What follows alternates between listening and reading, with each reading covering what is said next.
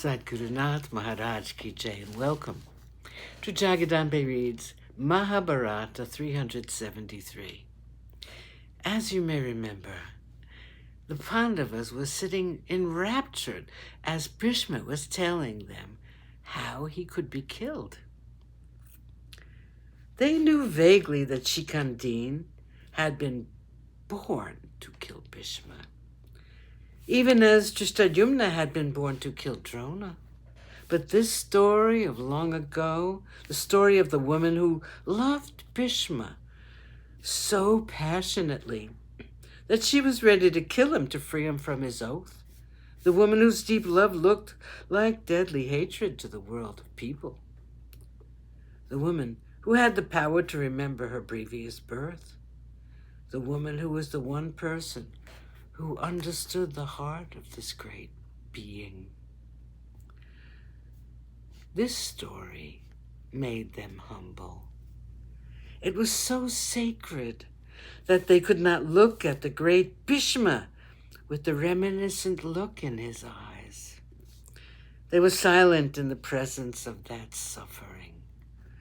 Bhishma said, "Amba hates me. I can think of her only as Amba and not as a man, Shikandi. Amba hates me.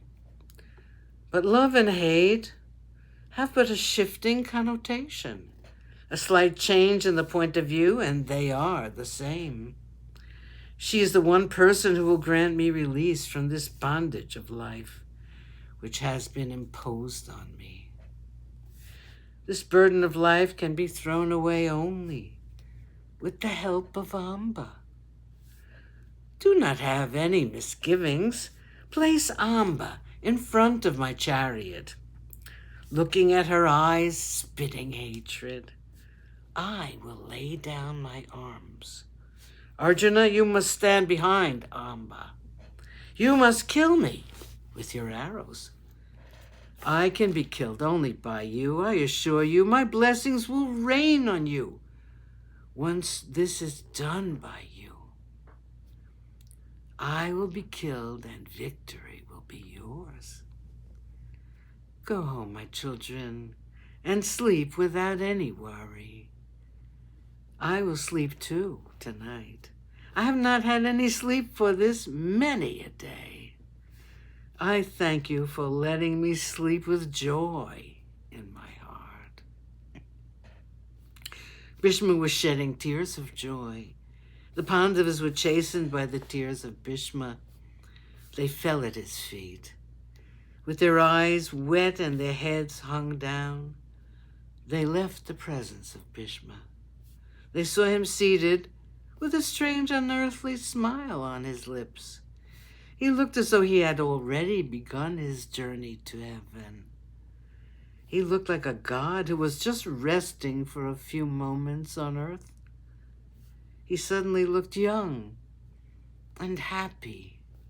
Krishna smiled back at him and said, "You will be happy from now on. You will not be born again in this world of people. You will be remembered as the greatest man that ever graced the house of the Kurus."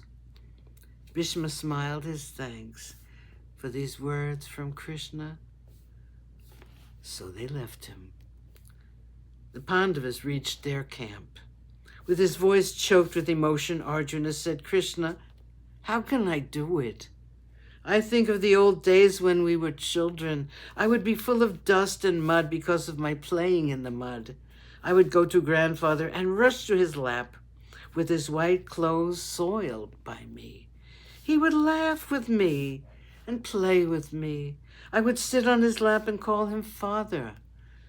He would say gently, 'I'm not your father. I am your grandfather. Can you say grandfather?'